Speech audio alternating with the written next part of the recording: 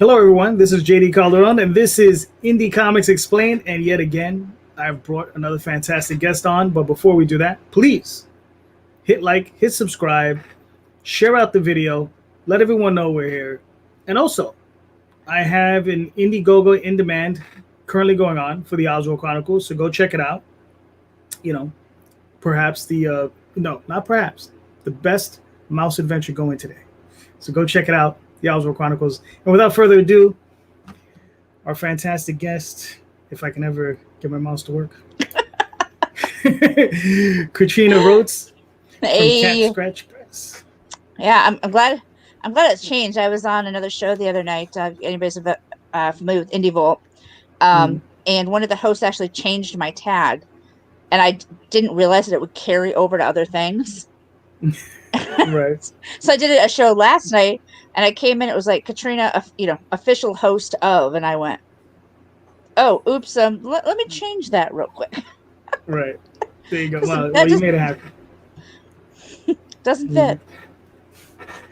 Well, Katrina, you're good now. So, okay. All right. So let's get this started. All right. So, Katrina.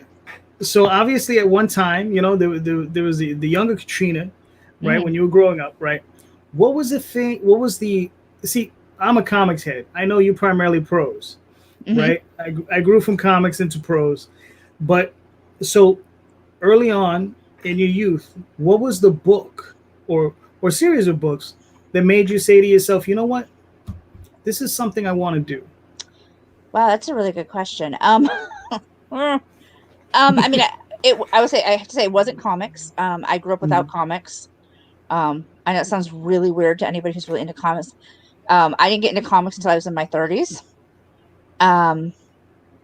But I've read all of my life. I don't know if there was a definitive series that said, yeah, this is what I want to do. I think I just kind of started doing it. But I do have a really soft spot for Nancy Drew. Okay. And a series called the Cherry Ames, who is it's a very old series that nobody knows about.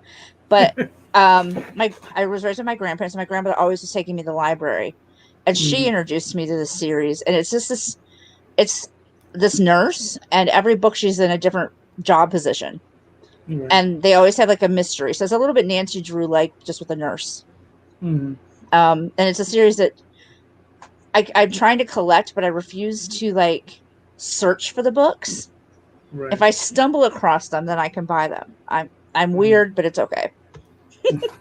No, I got you. So if you're like at some weird like bookstore or antique shop, and you just happen to run across, I have found them in there's a candle store of all places that about twice a year I wander into, and they have their basement and their second floor are like kind of like antique stock. And every time I go in there, I manage to find one. My last haul was 9 books, though, that I drove 45 minutes to get them from a garage sale. I saw the garage sale on Facebook and went, I know where I'm going tomorrow morning. Now, do you know how many books are in the series? That's a really good question. Usually I'm one of these like obsessively organized people where I have like lists and I check stuff off. For whatever reason, I have not done that with this book series, but I know there's quite a few. Oh, okay. Now, when you say quite a few, you think there's upwards of 30? I would say probably. Yeah, wow. That's impressive. Who was the author? This is the power of Google. The author is Helen Wells. And the books actually started in like 1943. Gotcha. There are, according to this, 27 books in the series.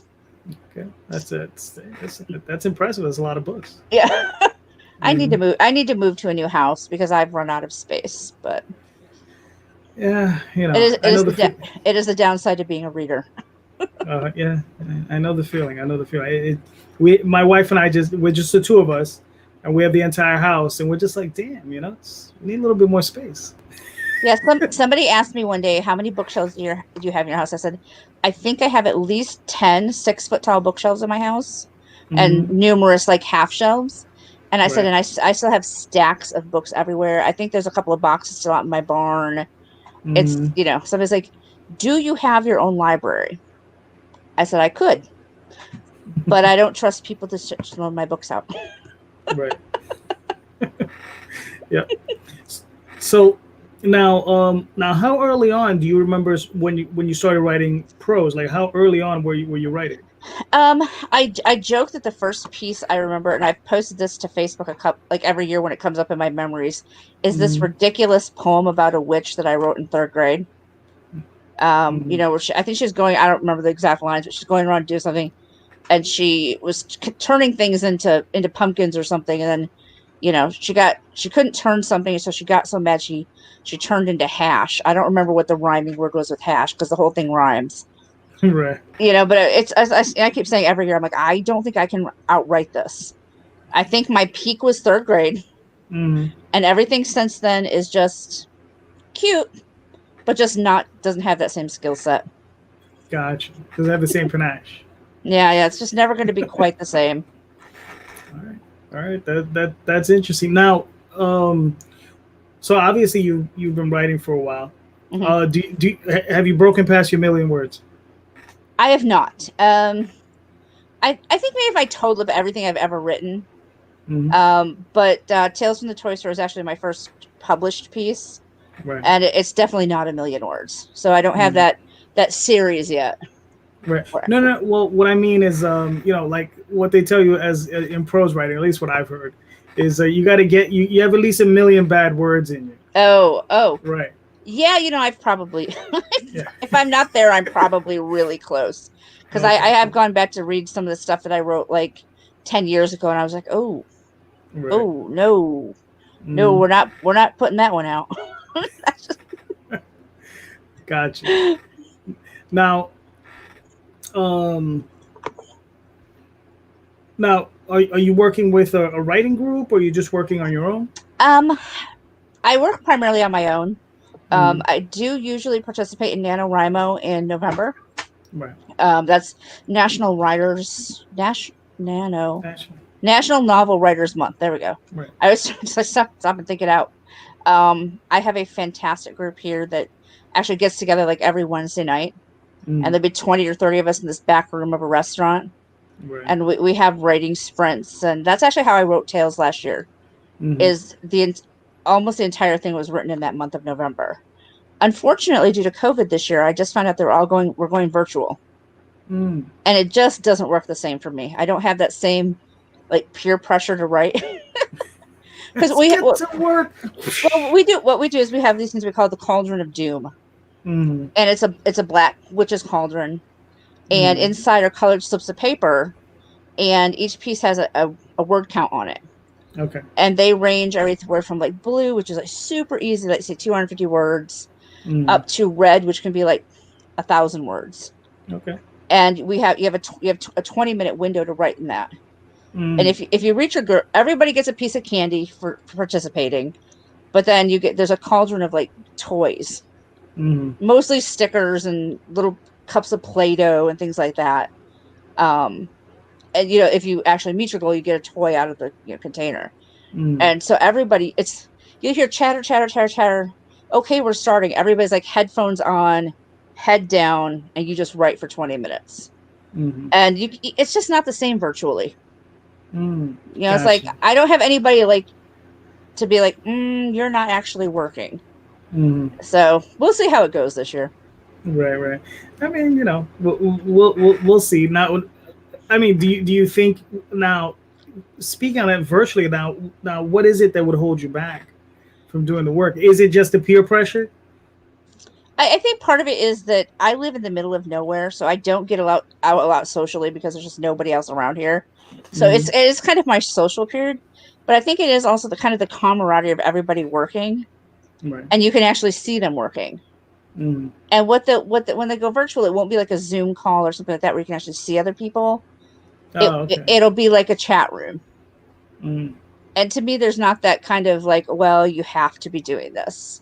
right. And I'm at home, and there's so many distractions at the house. I mean, you've been on shows with me. How many times does a cat run across or behind, or Right, right. there's just a lot of distractions when I'm sitting at home.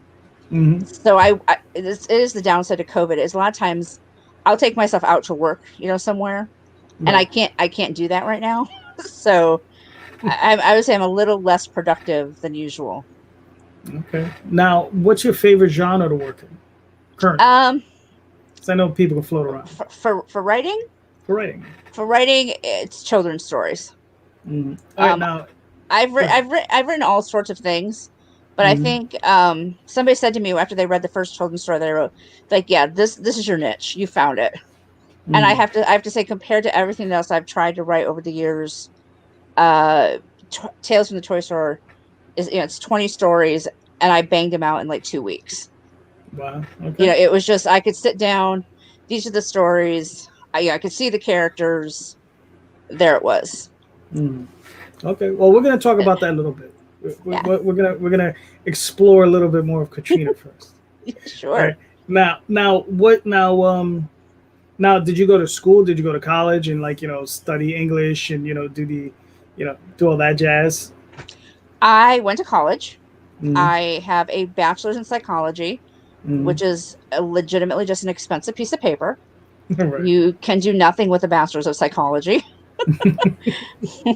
um, I, had planned on going on and doing my master's in social work, Mm. but my kids needed me at home, so they took priority. And then as they've gotten older, I've realized that I enjoy writing, I Right. enjoy editing. Mm. There's really no reason to go and put myself back further into debt Right. when Right. I'm already doing what I want to do. Mm. Gotcha. Okay. Cool. Now, what got you into editing? It was an accident, Mm-hmm. a happy accident. I was at C2E2 as a reviewer. I own a website called geekorama.net. We are currently in hiatus, Mm-hmm. but we are a comic review site, Okay. and we do some novels and different things. And I went to C2E2, and I met this gentleman named Jared Bagora, Mm-hmm. and he gave me his book. It was a novel Mm-hmm. to review, and I reviewed it, and we became Facebook friends. And 3 or 4 months down the road, he put up a notice saying, "Hey, I'm looking for an editor. Mm-hmm. If you're interested, anybody's interested, just contact me." And I went back and forth. I'm like, I don't have a degree in this. I don't have an official education in this. And a friend of mine's like, "But you're really good at this kind of thing. Mm-hmm. As a reviewer, you're finding these story holes. You're finding the grammar and punctuation mistakes. So just go for it." Right. I said, "Yeah, okay." So I sent him an email and I said, "Yeah, I'm interested." He goes, "I'm going to give you the first chapter. Mm-hmm. Do what you do with it. Get it back to me." And about a week later, he came back to me and says, "You found things that professional editors didn't find." Mm-hmm. He's like, "So, yeah, you want to work with me?" And I said, "Yeah." So I kind of started there and worked with him for a couple of years, kind of just him. Okay. And then Russell Nolte messaged me one day out of nowhere and went, "Hey, would you like to be my proofreader?" Mm-hmm. I was like, "Really? Me?" And he says, "Yeah." And I'm like, "Okay, yeah, sure. Let's go for this." And I've done something like 20 of his novels now. Cool. And the thing I love best about Russell is if he loves what you do, he is Mm-hmm. not afraid to tell people he loves what you do. Mm-hmm. So he's thrown my name out there, numerous times, which has gotten me the client list that I have now and made me a lot braver about putting my own name out there. Because Gotcha. I'm like, because Russell said to me one day, he goes, "If you ever think you're not doing a good job, remember, I don't pay for crap. So if I'm Mm-hmm. paying you, you're doing what you're supposed to be doing. So don't be afraid to be like, yeah, hey, that's what I do." Mm-hmm. But Well, yeah, that's good. it all started as really a happy accident. I just kind of fell into it. Mm-hmm. Okay. Now obviously so you got a list of clients. I do. Now when it comes down to that, well, just your clients in general, just new writers in general, like what are the things that you most see like writers doing that like either peeve you or just like make you wonder why are they doing this? Um, well, the love of the semicolon. Okay. I see it in novels, obviously more than I see it in comics. But I never quite understand why people are so in love with the semicolon Mm, and so few know how to use it properly. right. Um, but that's why I have a job. Hmm.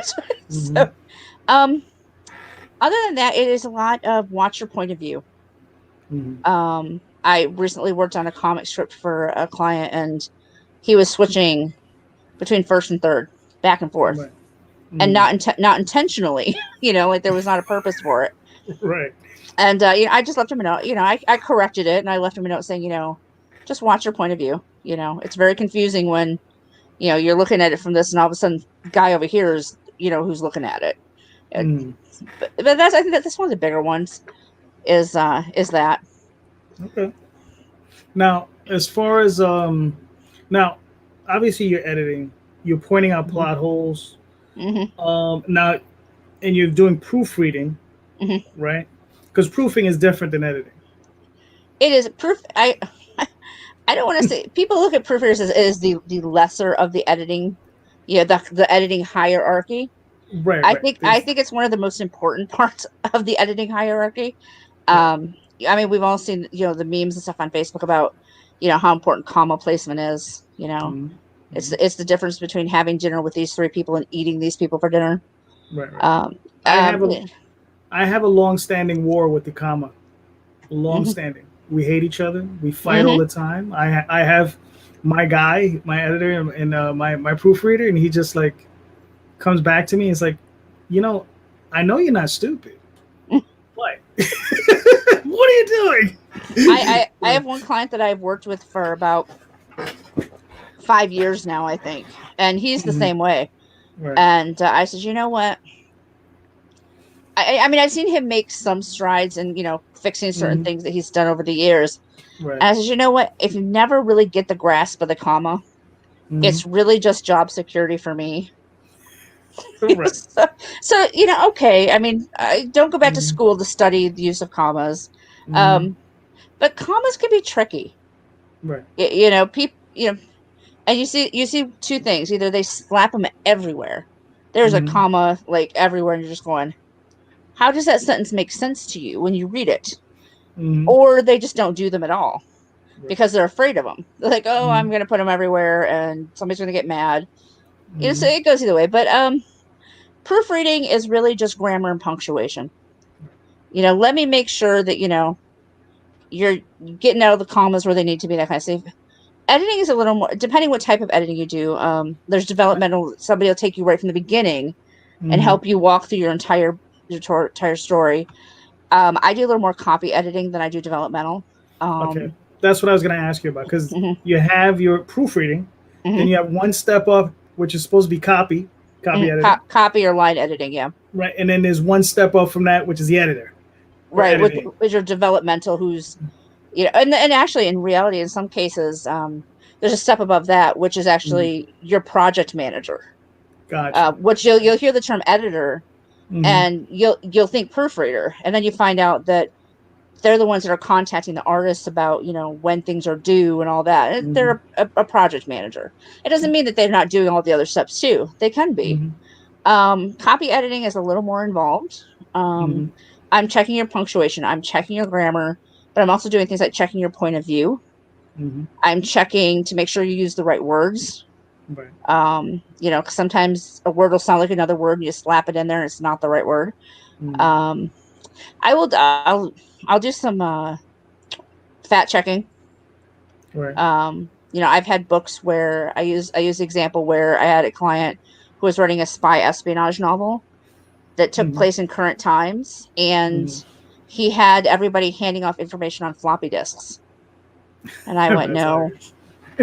I'm like, no. And he goes, no, I'm sure of this. I'm like, look, I'm not with the CIA or anybody, but I remember floppy disks.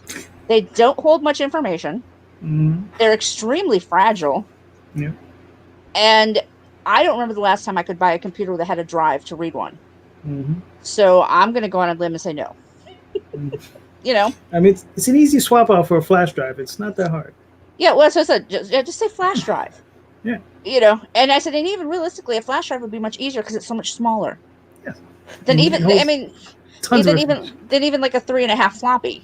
A flash drive's this big, and some of them are like this big. You can get the teeny tiny, never know you've got one.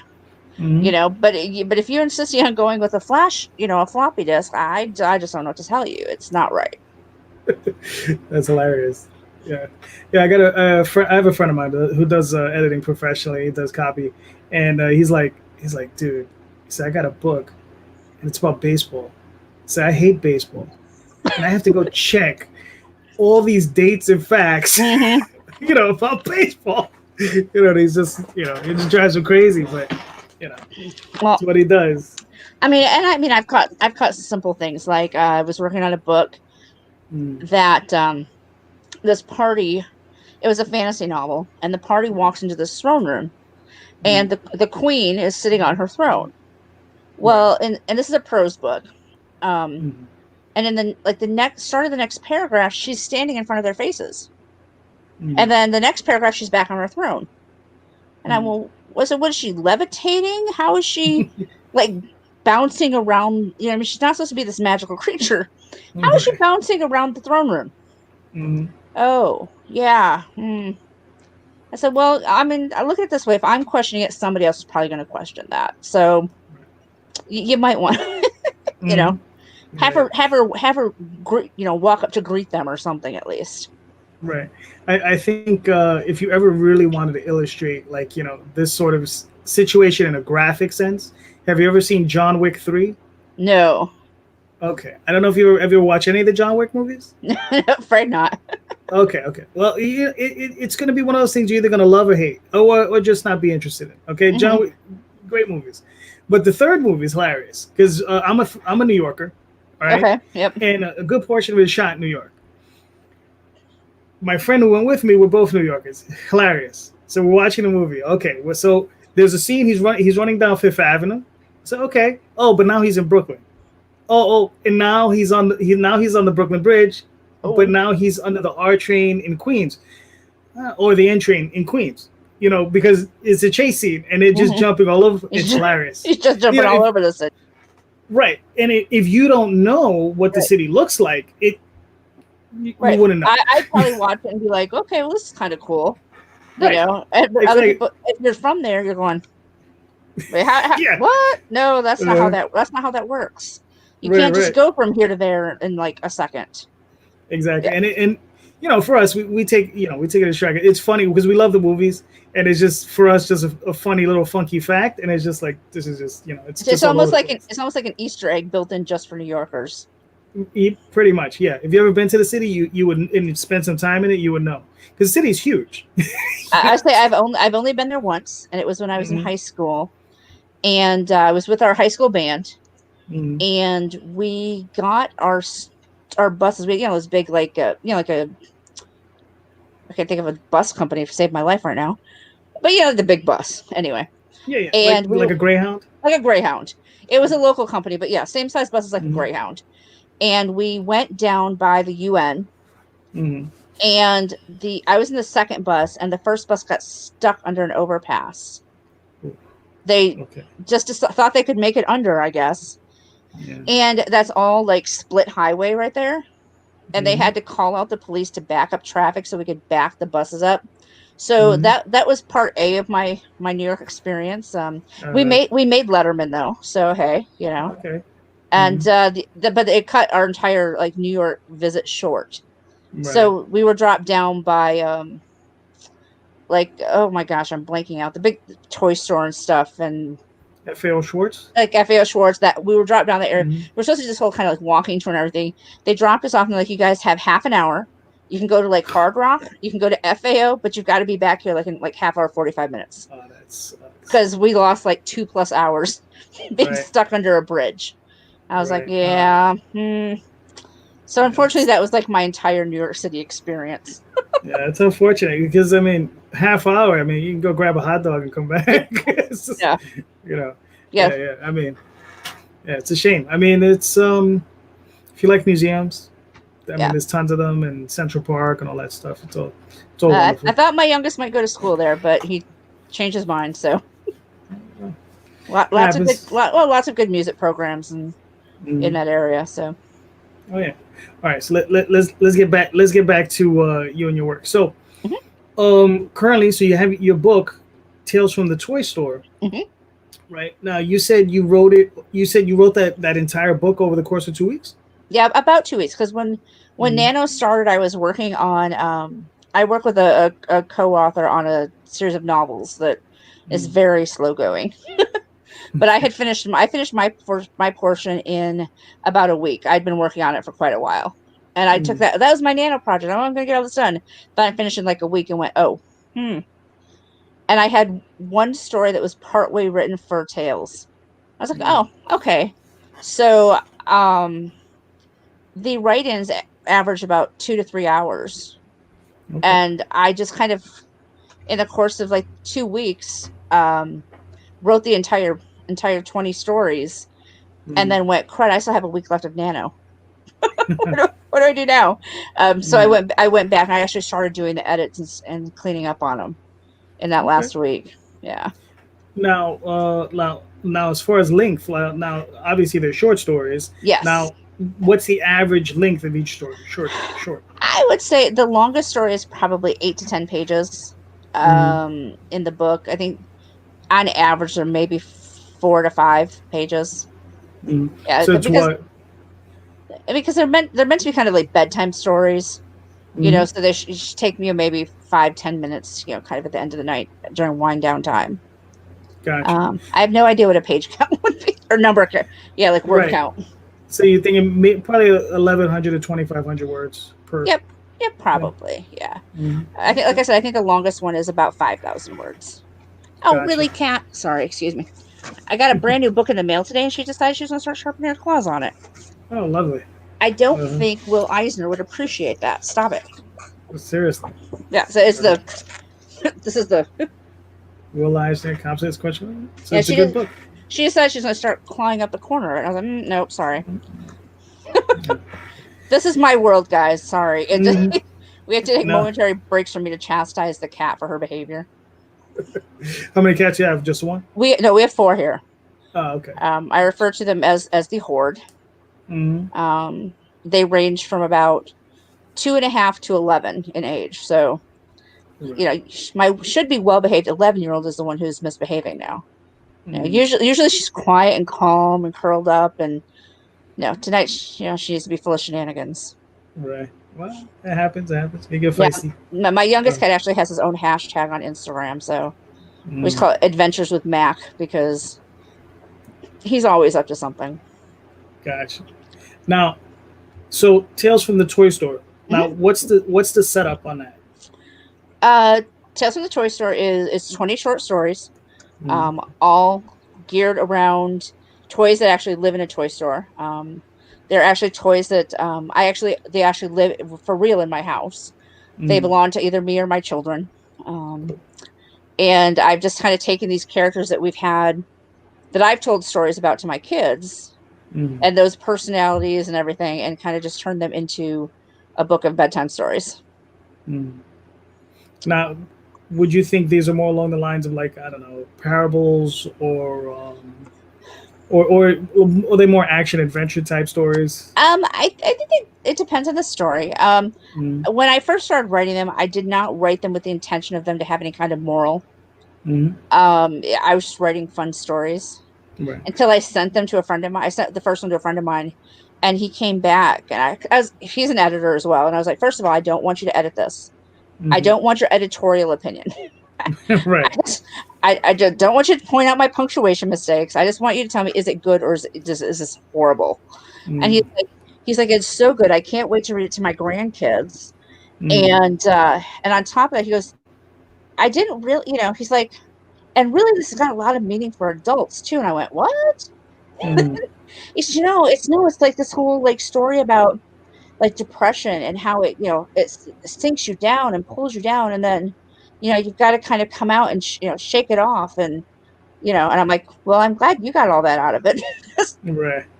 I didn't intend that. I mean, a lot of them, do have kind of a little moral with them, like meeting new people or doing new things, and how it's scary, but oftentimes you get in there and you do it, and it's really not, it's a lot of fun. Somebody asked me, is there fire in the book? There is fire. We have because I guess they were looking for some more action adventure type stuff. And I said, there is fire. There's a little purple dragon in the book, and there's a story about him and fire, and and what happens when you don't listen to the rules. They go on a couple of them go on some adventures outside of the toy store. Right. But I think they're easy stories. They're meant to be that winding down time at night. Right. They are they're not meant to wind up. And be like, oh my gosh, what's going to happen next? I don't. I want you to wonder what might happen in the next story, but I don't want you like up all night. Right. Now, do you think this is something you're going to continue as far as the series? I definitely. I don't know what I was thinking. Somebody asked me when the next book would be out. And I said, by Christmas. Like it just like slipped right out of my mouth. I didn't think about it, and then I went, that means you have to write it by Christmas, like by November. You have to, I have a cover artist, and he does some interior art for the book. You got to make sure he's available. Didn't think of any of this. I just, by December, by Christmas. Yeah, you should say 2021. Yeah, I didn't say which Christmas. Right, I did exactly. not say which Christmas. You just assumed I meant this one. Right, But I right now, I'm in if my editing works anything like it did last year, I'll hit a real big slowdown around October. Right. Which will give me the chance to really, I need to be writing before October, but it'll give me that chance to kind of really dive in, do all the, the formatting, finish any stories that need to be. This is my hope anyway. If not, we're going to change that to Christmas 2021. So now do you have reoccurring characters in the various stories?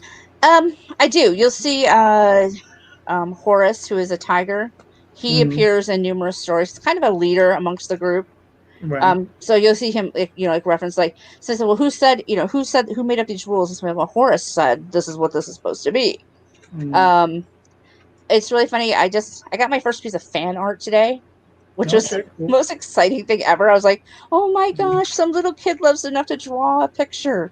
But I've had Pops Van Zant, which a lot of people know, his grandson who drew the picture, but he came to me after they got it, and he goes, my granddaughter loves Lucky. Please tell me there are more stories with Lucky in it. And Lucky is a monkey, and he does have his kind of own story later in the book. But I was amazed because he's they'd only read the first story in the book, and he's a really minor character in that first story. Right. But she has just fallen in love with this monkey. And I'm taking I'm making notes of that, like which characters are resonating. Right. So that when I do the next book, I can make sure that they're in there. Because if a character isn't resonating and they're not fun, kids are going, eh. Right. Well, let's give them something to get excited about. That's awesome. I did have somebody ask if I was going to have a toy line with this. I was like, wow, you guys are thinking really big. I'm not thinking that big yet. And I said, you guys got to remember, these are toys that I actually own, which means there's going to be copyright and trademark issues if I start trying to recreate those. So we're going to stick with things like coloring sheets and stickers for now. Let's work your way up. Yes, look, we gotta start here before we jump up to here. Right. Now, obviously, you said you have your character Horace. Now, I don't know if that's your favorite character, or do you have a character that you maybe favor more than the others? Not necessarily a favorite, but maybe one that you find yourself favoring. I'd say I do love Horace. Part of the reason is Horace is actually, I can't reach him from here. I have a big giant horse who's actually from a toy line from a friend of mine who does comics. Oh, cool. Horace is actually one of his characters that he hasn't used yet. But as his editor, I was aware of the character. And I said to him, we were talking one day, and I said, I've had this kind of origin type story with this character in my head for like a year. Right. And he said, well, why haven't you written it? And I said, because I'm not stealing other people's characters. And he said, oh, for the love of God, just write the story. So I did write it, and I sent it to him. He loved it. And he doesn't have a problem with me using the character, but I think that's as part of it, as I have a sentimental attachment to him, you Mhm. know, because I've worked with him outside of my own stuff, and he's kind of on loan. Mhm. I do have another one in there though. His name is just Teddy. Mhm. Based on a toy that is mine personally that I have had for I don't even know how many bazillions of years. Right. But he is a teddy bear by day, kind of superhero by night Uh. type character, and that started because um, I was joking with somebody, and they sent me a Build-A-Bear Captain America costume for him, Mhm. and I was like, well, clearly he is now like hero Teddy, and Mhm. you know, so I've got a soft spot for him too. Mhm. All right. Cool. That's awesome. That's really cool. So now you said you have your cover artist who also does interior art. Yeah. So I mean, all right, like per story, per story, how many illustrations are you looking to? In this particular book, Mm, there are only 4 illustrations. mm, Um, the illustrations kind of came almost as an afterthought to me, which is right. funny because I worked and talked to some people in comics that is very illustrated. But Mm, for me, I guess I've never considered myself, I don't want to say that type of creator. right. You know, I've not, you know, written comics and that kind of Mm, stuff. So to me, it was just like, oh, I've just always written stories. right. And then I thought, man, it'd be kind of cool if we could take, you know, some of these, Mm, you know, and just say, you know, and kind of bring them life. So I actually took pictures and then texted them to my cover artist and was like, could you just draw these? right. And he's like, oh yeah, I could do that. Mm, And I'm spoiled because this is somebody who doesn't do art for other people. oh, okay. He he is a creator. He's a comic creator. Mm, He writes. okay. He's a fantastic artist, but he doesn't like doing art for other people. He said it just Mm, becomes sometimes it can just be so much drama, and he's so busy. right. He's like, I don't want to do it. He goes, but you're like the exception to the rule. I'm like, wow, okay, I'll take Mm, that. yeah. Yeah. But yeah, and this is the book. If anybody wants to see the cover, ooh, I never did this right. But this is the book. You Uh, can see it's actually the front of a toy store. right. Um, and then like this is one of the pieces. This is ooh, there we go. We got him. There he is. There you go. So this is teeny tiny Ted, or Mm, they call him TTT in the book because who wants to say teeny tiny Teddy every time. right. You know, they call him Triple T. But all of the images, the 4 images that we did in the book, are all black and white, Mm, coloring book style. okay. And Cool. I actually, if you go to the back of the book, there is an actual link that you can go and download those pieces, print them out, and then color them yourself if you Mm, want to. Because I keep hoping like people do that and then put them up on like Instagram because right. I'm curious to see how people see the characters. You know, what color do you think they are? Because I don't always tell you what color they are. Mm, You know, so it's like gotcha. like with asbestos. Now his picture isn't in here, but Mm, asbestos is a little purple dragon, and I say he's a purple dragon, right. but I don't give you tons of detail. I want you to kind of fill that in with your own imagination Mm. of what these guys look like and who they are and what. I have a child standing over my shoulder, and I'm not sure why he's standing over my shoulder. Couple things. A, you have 2 cracked tiles in your kitchen, Okay, we can talk about that later. and I'm sorry I can't open. Oh, all right, you can hand that to me. I'll fix that. Mm-hmm. He's catching me up on the condition of my kitchen. Apparently, I need to do something about it. Gotcha. And he can't open his Powerade. So this is where I fail on camera of being able to open a Powerade. There you go. I tell you guys, it's chaos around here all the time. So That's fine. It's family. You gotta love them. that's right. You never know who's going to pop in. You know, Uh, I used to do internet radio, and my youngest was 4 at the time, uh, and he was always I'd be like, "Mommy's got to talk." Shh. But every once in a mm, while, he would just forget, and you know, like come running up yelling. And I did a show on Halloween one year, and he was like, "Oh," and I was like, "Oh no, the studio's haunted. It's terrible, guys." Yeah.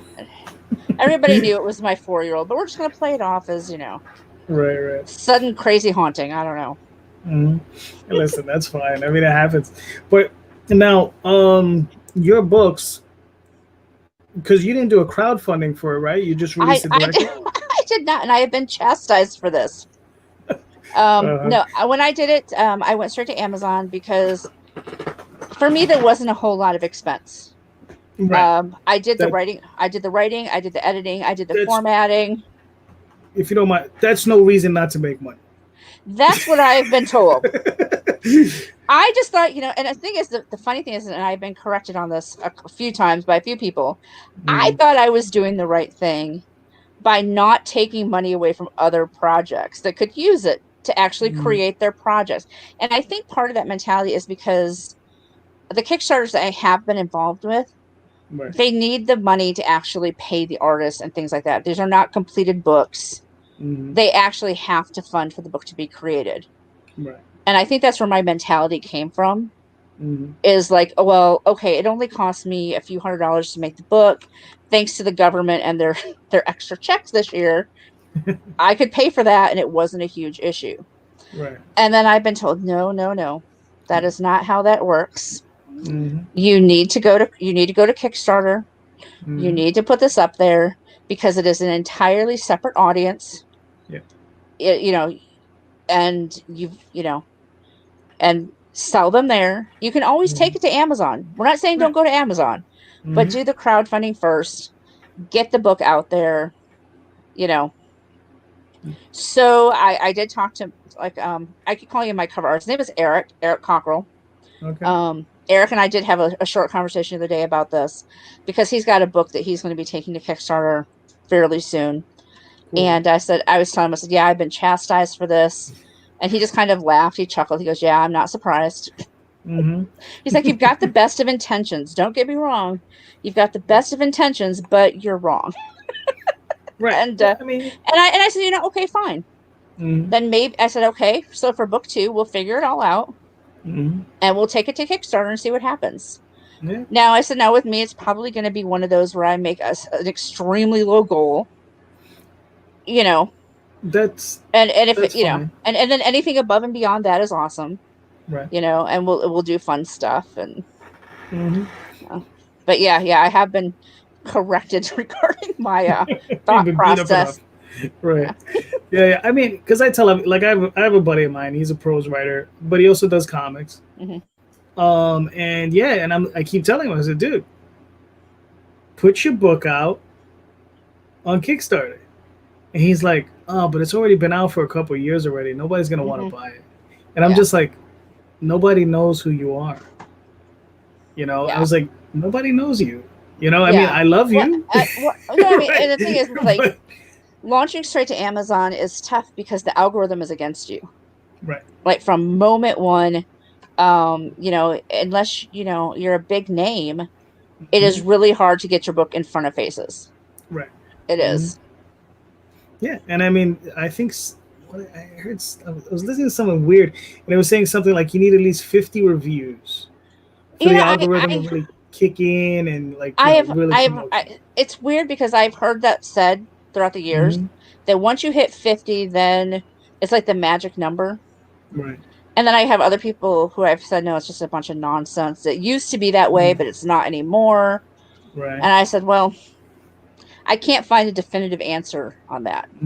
But maybe if I hit 50 reviews, And that's I posted that the other day because I keep joking that since I got my hair cut earlier this week, I've been very opinionated on everything. It's like the weight lifted off and let all this out. So I said in a very non-opinionated post for once today, if you've bought the book, would consider reviewing it, and I have to laugh because I had a couple of people say, oh yeah, I did. And they went to Goodreads and reviewed it there, which is great because a lot of people go and look at Goodreads and that kind of stuff, and they are owned by Amazon, right? But it doesn't have that same power that an Amazon review has. And I'm like, but thanks. I mean, I'll take a review wherever you give me a review. Right. Yeah. But yeah, it's rough, and I'd have been like, cut and paste that sucker on Amazon, please. Thank you. Yeah, could you? Well, the thing is that I've worked as a reviewer for years now, whether it's comics, novels, and I tell people if I review your book, and I don't do a ton of reviewing anymore because it's just I'm so busy. But if I do, it goes on my website, it goes to Goodreads, and it goes to Amazon. And yes, it will be the same identical review. I will cut and paste it to all 3 locations. But again, all 3 locations have different audiences. Gotcha. So you're getting different faces on it or eyes on it. Yeah, same thing with Kickstarter. You're gonna experience a different crowd than you're gonna experience there than on Amazon, or if you use IGG, you know, or I'm sure even if you use Barnes and Nobles, are they even a thing anymore? They are. And I did actually had a friend of mine who commented when I asked about a review. He goes, "Is it only available on Amazon?" And I went, "Well, yeah, right now. I may go, what they call going wide with it later, which means it'll go on Barnes and Noble, a few other sites." I said, look, I guess this is book 1. Be a little bit patient. I'm learning. I'm doing it. I'm doing this all on my own. I don't have a team really. I said, and he goes, "Okay, I really don't like Amazon, but for you, I'll go buy it." I'm like, thanks. Like, please, if it breaks your moral code, do not go buy my book. Like, I'm not asking for that. I appreciate every sale, but if it's against your moral code, I don't want to be responsible for that. No, I got you. Yeah. Well, that's also the other reason to do the Kickstarter. You can buy it straight from you from Kickstarter. Right. Yeah.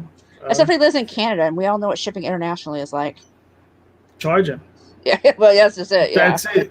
That's just figure out the rate and just charge them for it. They look, bro, it's $20 or it's $25. Yeah, it's crazy. I tried to ship a novel once to a friend of mine in Canada and went, "Dude, this is available on Amazon. Go buy it there." Because the amount it's going to cost me to ship this to you, that I then have to charge you for. Yeah. It's just not worth your financial self. Yeah. What is the certain? What? Damn. I forgot the name of the publisher. God, I'm so bad. I hardly ever use this thing. It's Ingram. Okay, Ingram. So Ingram Spark. Right. So if you if you do the POD stuff through them, and you open it up to them internationally, like they can ship it directly from Europe. Oh. Okay. And from Canada, and they give you their rates. Okay, that's good to know. I didn't know that.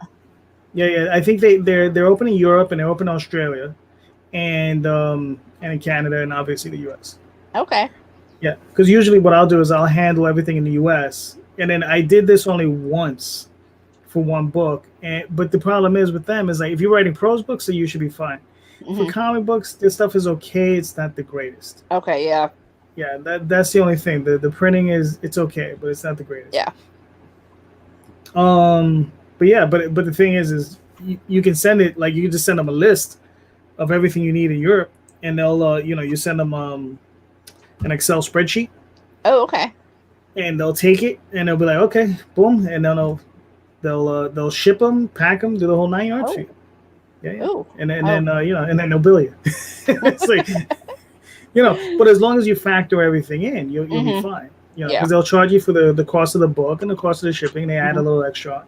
Yeah. And as long as you give yourself enough spread there, you're fine. Right. Yeah. Yeah. Like we talked a lot lately about shipping and and international shipping and everything that goes into making this work, and it's a lot. Oh yeah, definitely. Yeah. I mean, look, what am I up to? 18 Kickstarters. Oh, okay, wow. And I think I've done 2 or 3 Indiegogos. So but you get the hang of it afterwards. Well, so just I said, look, guys, you got to remember this is the first book. I'm doing this all. My oldest came in today, and he's like, "What are these pieces of cardboard everywhere?" Because the cats had knocked over the stack of cardboard mailers. They're not Gemini, but they're like a Uline mailer. Yeah. And so they're in like they just look like throwing stars almost, like these big pieces of cardboard. And he's like, "What is this?" I said, "Oh yeah, those go in that box over there." But it's kind of been my soapbox thing lately about proper packaging and taking enough pride in what you do. Yep. That you want a quality product on either end. You want it delivered and looking good. Yep. Which reminds me, I have a check-in. I mailed out 4 books last week, and I want to check in with everybody to see if the way I packaged them worked well for everybody. Yeah, I worked for FedEx, and trust me, packaging was a real thing. It's one thing I learned. Yeah, to learn how to package correctly. You know? Yeah. No. Yeah. They show us process videos of what the packages go through, and we're like, Ooh. oh, that's why it looks like that. right. You're like, it really is getting smacked around by a monkey. Nice. Yeah. Okay. You know, I was like, I've had packages arrive here, that look like somebody legitimately just stepped on it. Yeah. So I said maybe they did. Have. Yeah. Probably somebody did step on it.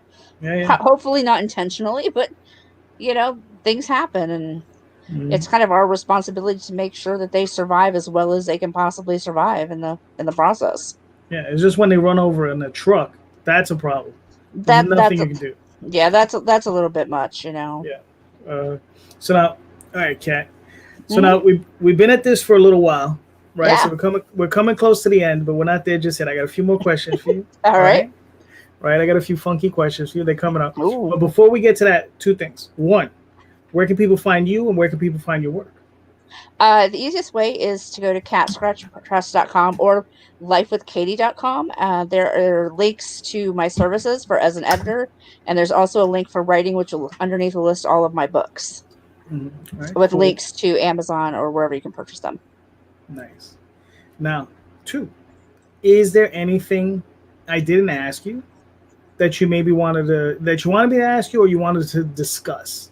Not that I can think of. Okay, that's perfectly fine. I kind of came into this going, it's going to be what it's going to be. Let's see what happens. And so I didn't put a lot of prep into my own side. Yeah, that's fine. I do these very. I do these. These are very natural for me. I just go with the flow. I don't have much prep. I don't do much of that. So that's okay. Yeah, it's funny because I get new people all the time, and they'll send me their books, and they're like, "Oh, you can read the book," and I'm like, "No, I don't want to read the book because I want to experience you new. You understand? I want to learn. Yeah, new. yeah. You understand? I'll read the book after. Right. That's how I prefer to do it. So that's what that's my whole thing is about exploring the person. So now, so I mean, obviously you've read a lot of books, right? Yeah. And you've seen a lot of books. Now, obviously you said you have an artist, right? But let's pretend for a minute that you're a fantastic artist for some reason, good reason. Maybe they're on vacation for the next 2 years, and they're like, "Sorry, Kat, just can't do it." You understand? But as a consolation prize, you can pick any artist, living or dead, to do a cover for your book. Who would you pick? Wow. That's really wide open. There are a lot of artists out there. I think actually Veronica Smith. She is the cover artist and artist on Nick Davis' Teddy Bear Tale series. I love the style that she uses with that. And she does everything from pencils up to colors all on her own. Plus I have a soft spot because she's from Michigan too. Okay. Yeah, got it. Keep it homegrown. Okay. But I think with these, based on, because they're all toys, they're all stuffed animals and things like that. I think her style would be a real good fit with that. Gotcha. If I were going a little funky with it, maybe Van Gogh. Gotcha. I just want to see what he would do with the idea. Yeah. Yeah, that would be interesting. Yeah, gotta have a little fun with it. Now, so this question is I normally save this for comics heads, right? This question, but I'm gonna switch it a little bit for you, right? Because you're a writer, but you're more of a general writer. So, if for some reason, let's say a publisher called you, like you got the golden ticket, and a publisher called you up, and they said, "Listen, I have a property. I have all the properties. Pick one. Which would be the property you would want to write a story for, or even a series? It could be anything."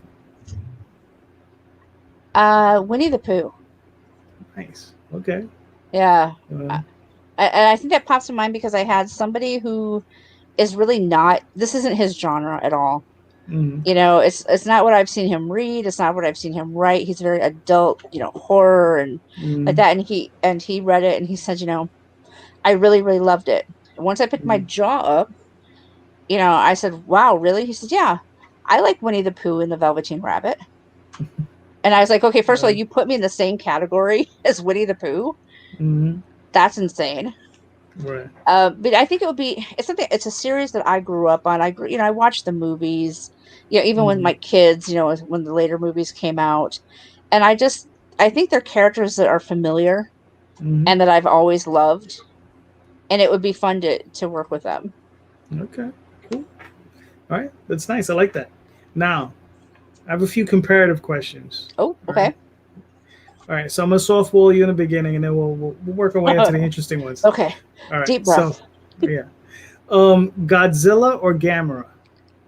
I have no idea who Gamera is. Wow. Okay. So I feel like we're gonna softball this one, and she blows the first one. Oh wow. That's fine. That's fine. There's no hope, guys. Just abandon hope, all you who enter here. Okay. Here. So we'll move into okay. Harry Potter or Narnia? Ooh, Harry Potter. Okay. Why? I was hoping there wasn't going to be a why. I read Narnia as a kid. I still have the box set that my aunt and uncle gave me when I was probably 10. Okay. And I enjoyed it, but I don't think I never felt like I was fully sucked into it. And I think when I read Harry Potter obviously as an adult, right? And I was just pulled in from like the first moment. And maybe it's because I was an adult, you know, who had kids, so maybe I could kind of, you know, I had that mom thing with all the kids growing up in the books, right? But it was just one of those stories that I was just immediately pulled into. It was a world that sometimes I wanted to live in until it got super scary, and then I was like, oh no, I'm never mind, I'm good here. Gotcha. No, yeah, I know what you mean. Have you ever read The Magicians? The what? The Magicians? I've not. I've heard it's good though. I have not read it yet. Yeah. It's my to be read list and pile is probably taller than I am at this stage. Yeah, mine too. It's like, yeah, I mean, like I look over at my wall. I'm like, oh damn it. Yeah, and I get a lot of this. What do you mean you haven't read yet? And I'm like, okay, first of all, I don't literally live in a library. I don't have immediate access to any book that I want at any moment. And I said, and I feel a little guilty buying new books when I have 500 books here that I've yet to read. Right. You know, my youngest child hasn't realized I got a new book in the mail today yet. So, because he's always like, "Have you read all of these books yet on the shelf?" Well, no. Are you going to before you die? Well, probably. I'm going to make an effort. If people would just stop writing books for like 5 years, I could catch up. But then, you know, I'm trying to make money as a writer, so I probably shouldn't encourage that behavior. Right. True. Yeah. All right. So, here's one for you. Sir Arthur Conan Doyle or Agatha Christie? Oh, ouch. I'm gonna go Agatha Christie. Okay. It's tough though. That's a tough one. I've read, like all of the Sherlock Holmes. I've read a good chunk of the Agatha Christie. But if I had to go like, between the two, do I have a favorite? I always come back to And Then There Were None. Gotcha. So I'm gonna go Agatha, but that's a tough one. Yeah. Honestly, I mean, it's funny. Like when I was about 13, 14 years old, for some reason I got into an Agatha Christie kick. And I must have read like, I don't know, 5, 6, 7, or 8 of her books. I don't even know. And it's funny. I feel personally, she's a better writer. Her prose, her prose were better than Sir Arthur Conan Doyle's. I always appreciate the fact that, like, I could never be a mystery writer because my brain doesn't work that way. Right. I'm always surprised with her books. I'm like, oh, okay, yeah. I mean, and then it's because one of the things I like is she always kind of backtracks and explains it to you, and I'm like, oh, yeah, I totally missed that. Mm-hmm. You know, and I think that's what I really appreciate about her writing is that, to me, it never gets old. Mm-hmm. I could read that book, every few years and go, right. I did say a few years ago, I was doing a bookshelf purge, Right. and I'd gotten a Kindle, Mm-hmm. and somehow, I don't know, I must have been tired as all get out because I packed up all the Agatha Christie books in a donation box Uh-huh. because I thought I had them all on the Kindle. And Ooh. what I had on the Kindle Mm. were the Arthur Conan Doyle books. Oh, gotcha. And then realized after they were long gone. Mm. So I've been, as I hit like library sales, this and that, I've been pulling them back in. I'm like, oh, that was a mistake. Uh, Yeah. no, I got you. Bookshelf purge guilt. Yeah, no, I know. Last days, what was your big regret in life? The day I packed up all my Agatha Christie books on accident. That was it, guys. Yeah, I think I purged out like 600 paperbacks, and I was just like, and now I'm like, damn, there's like some of them, like there was one series in particular called Basil Broketail. It was some weird little series with 7 books, and it's just like bubblegum fantasy. It was just like, it was just silly fantasy, and I'm like, damn, I could have used that. Once in a while you just want to read a silly little thing, you just nothing too serious. And I got into like cozy mysteries for a while, and somebody's like, really? they really don't seem kind of like the level that you should be reading. I said, do you ever just need to read fluff, right, that has no, like, I mean, it's a good story, but it's a little bit silly, right, and you're not like so pulled into it that you're like staying awake at night thinking about it. Right. That's a cozy mystery. Right. You know it's going to come out in the end. It's going to be fine. So you're not worried about it. Yeah. Sometimes that's just what you need to read. Exactly. All right. So here's another one for you: Lord of the Rings or Star Wars? Lord of the Rings. Okay. I will. I'm going to have my geek card removed so hard after this. I've not seen all of Star Wars. I've not. Now, okay. Not even close. Now, have you seen the first 3 movies? I will say I have seen the first 3, but so I did not see them until I was in my late 20s. Even though I am old enough that I could have seen them much earlier in life. It was one of those series that my ex-husband was like, "What do you mean you've not seen Star Wars? Where were you in the 80s?" I was around. And we sat down, we watched them, and I went, "Oh, okay, that's fine. Please don't show these to our like 3 and 4-year-old because they're gonna start whacking people with sticks." He didn't believe me, and he got whacked in the knee with a broom. And he wanted me to get mad at the child, and I went, "I told you not to let him watch that." But it was just one of those. I don't think they're terrible movies or anything like that. It's just not a genre that sucks me in.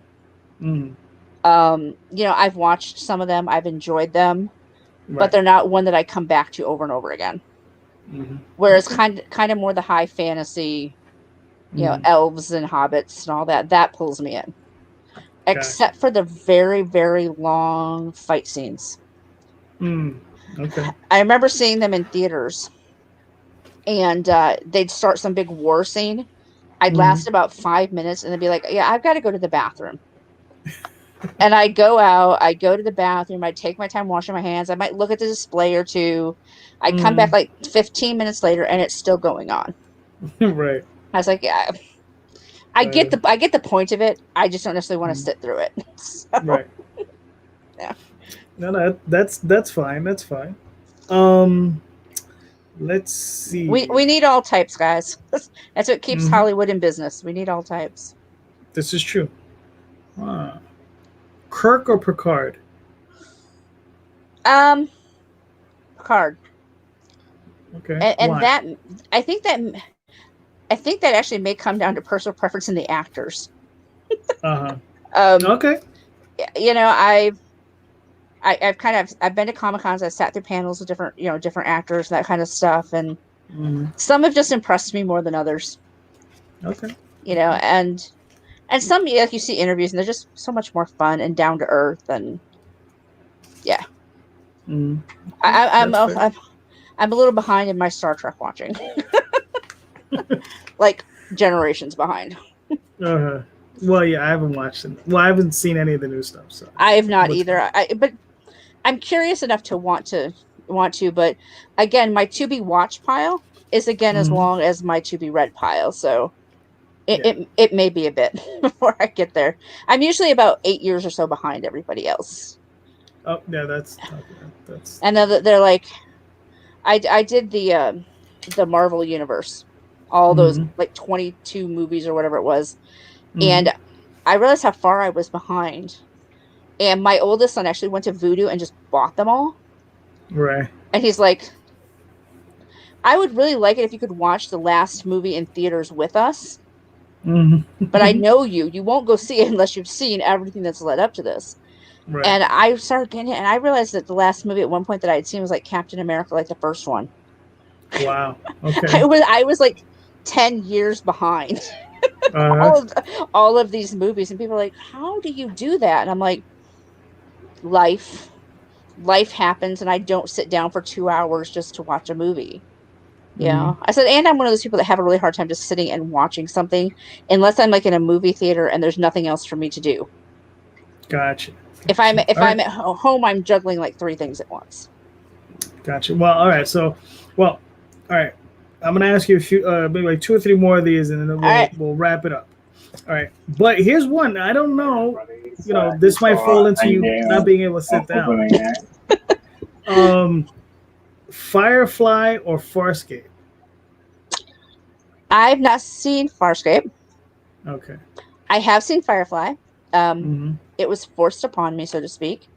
Mm-hmm. I had a friend of mine that I used to go out and visit in Phoenix, and every time I would come out, he'd be like, he'd go to his movie rack order and be like, "Have you seen this?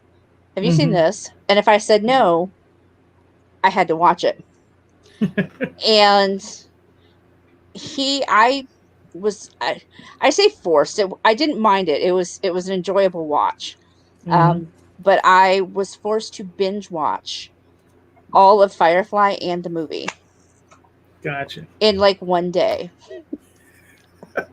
Wow. All right. And if I like, there would be pauses so I could like go to the bathroom and come back.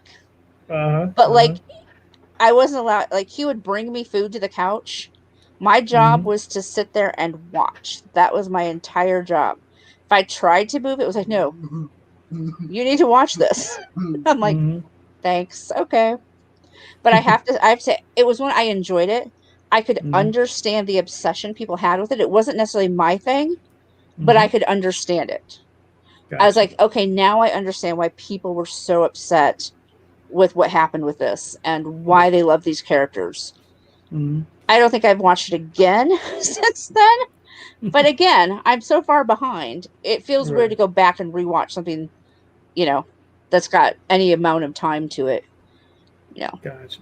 All right. No, that's fair enough. Fair enough. Here's one. Here's one for you. Asimov or Heinlein? I don't know what that means. Isaac Asimov? Oh, Isaac Robert Asimov. Heinlein? Oh. Robert Heinlein? I was just blank. I just went blank. I went, Asimov, I reckon. What was that? Mhm. I have no logical answer or reason for this, but I'm gonna go with Asimov. I have Okay. no real why. Maybe I Mhm. just like his name better. Okay. Okay. Have you read any of their works? I have not had the opportunity, which may explain why I'm just picking a name out of thin air. Or I can see my to read list just growing. if you ever get a chance, the Foundation series, Okay. um, Stranger in a Strange Land from Heinlein, Okay. That's a and title is familiar. yeah, what is it? Starship Troopers. Okay. It's one of his early books. I don't know if you ever saw the movie. I did see the movie. I think that's one that my Fantastic. ex-husband wanted to see, and I was like, what is this weirdness we are watching? Yeah, yeah. Well, it's the director. The director is Okay. insane, but I love the director. He's great. He's the guy who directed RoboCop. I forget his name. Have you ever seen the first RoboCop movie? I have a very long time ago, but yeah. Yes. But so, there's a certain level of insanity. Mm-hmm. Right. So the same director, same level of insanity. And to him the movie's a parody. Yeah, right. right. You know, what did he say in an interview? He wanted to murder as many beautiful people as he could in as gory fashion as possible. It seems to me that he was pretty successful at that. Oh yeah, yeah. He Yeah. did a good job. He did a good job. Yep, yep. Bucket list item, Alright. check. Yep. So now, we'll wrap it up with this one. All right. Lovecraft or Poe? I'm gonna go Poe. Okay. I am not. I'm just again. My geek card is going down the drain. I can hear the toilet flushing. Mhm. Especially since I work with Russell Nolte. For those who don't know, Russell has two anthologies called Cthulhu is Hard to Spell. Mhm. And Cthulhu is Hard to Spell, The Terrible Twos, which is the second book. Right. I mean, I work with him, and people are like, "What do you mean you're not familiar with Lovecraft and you work with Russell like on a daily basis?" Mhm.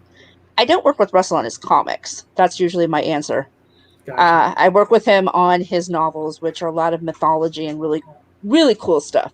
Mhm. But I'm not super familiar Right. with Lovecraft versus one of the favorite things I did actually in the novel series that we're slowly writing is Poe is actually one of the characters Right. that we used. And so I did a ton of research on him, and which drove my co-author crazy Mhm. because he's one of those just sit and write people. I'm like, Yeah. I can't just sit and write if I don't know the details. If we're Mhm. using somebody, I need to know like when did he die, when did he live, who is he married to, what was he known for, Mhm. where is he buried? Let me Right. look up details of the cemetery. And he's like, dear God, we're never going to write this. Maybe Mhm. why we're so slow because I'm a bit of a research junkie, but Got to uh, do it. but but I believe if you're going to represent, you need to represent well, Mhm. even if the guy's been dead forever, and he's probably not going to come back and be like, dude, I Mhm. had black hair, not brown hair. He's probably it's not going to be like an issue, but Mhm. But you uh, never know. but I go down. I'm not gonna lie, I go down the rabbit hole. Mhm. Start next thing I know, 2 hours later, I'm like, really? I didn't know that. But I enjoyed. I read like Poe in high school, and like that. And I think I somewhere have probably on the Kindle like the Mhm. complete works of, also on my to be read pile. All right. Luckily, the Kindle only takes up this much space, This so is it true. keeps my pile short. I'm gonna ask you one more question, and then we'll call it a night. Now, Bram Stoker or Mary Shelley? Ooh, that's a good one. I think again because I have a soft spot for vampires, we're gonna go with Stoker. Okay. Okay. Interesting. All right, cool. Yeah, but I'm also a person that believes that you don't necessarily have to stick with the old tropes. Mm-hmm. People get so upset about like sparkling vampires, for example. Not to name a Mm-hmm. specific issue. Right. And I remember not that I think that particular author is the most amazing author in the world. I really don't. Um, but I remember defending her right to make the vampires her own. Yeah. Because I said, look, what you're basing this whole argument on is Mm-hmm. somebody else's imagination. Right. Somebody else made this up. Mm-hmm. So, and I said, and okay, let's just face it, humans have evolved. Why can't vampires have evolved? Right. Well, because they're dead. Mm-hmm. Okay, but they have to survive, and to survive, you have to evolve. Mm-hmm. And people are like, why are you arguing this over a terrible book? And I'm like, I'm not arguing the book. I'm arguing the author's right to be creative and to make something really their own. The Tether Saga, which is the novel series, we have a vampire, Mm-hmm. and we use some of the old lore. We made up Right. some stuff, Mm-hmm. and my favorite thing about her is, and Nick wrote this part, is when you first meet her and realize that she's a vampire, she's actually sitting in her kitchen, dressed in like goth clothes, reading a particular book and going, is this what you really think we're like? Mm-hmm. And but she dresses like this because this is how she's trying to fit in at a high school, you know. Right. And but make it my big thing, make it your own. Mm-hmm. You don't have to always stick with what's been there. I'm not saying turn it on its head, you know. but have fun with it. Yeah, of course. Yeah. Definitely. All right. Cool. So we did it. We made it to the end. Yes. Success. Success. Yes. So Katrina, please, one more time, let everybody know where they can find you and they can find your work. All right. The easiest place is rewind that. Let's try that again. Catscratchpress.com. You can find there are links there to all of my writing as well as my editing services. I think all of my social media is listed there, so you can reach out to me on Facebook. Don't bother with Twitter. I'm not there. It says I am, but I'm not. I'm not there. The only thing that goes to my Twitter account is my Instagram posts. Because they auto feed over. But yeah, Instagram, Facebook, the website, my email address is on the website. Feel free to reach out to me anytime. All right. Thank you so much, Katrina. You're fantastic. Yay. Thank you for coming on. Well, thank you for having me. It's been fun. Yeah, I try to make these as as easygoing and lively as I can. Not too lively, but yeah. We're not partying down here, guys. We're just having fun. So please, everybody, please go check out Katrina's work. Go check her out on Amazon. Go buy her book, Tales from the Toy Store, and go check out the Oswald Indiegogo on demand. Absolutely. Like, subscribe, share out the video, and I'll be talking to you all soon. And hit that little bell, because then you can know when he's on. Yes, hit the little bell. Thank you. Have a good night, guys. Thank you. Good night. Bye, guys. Bye.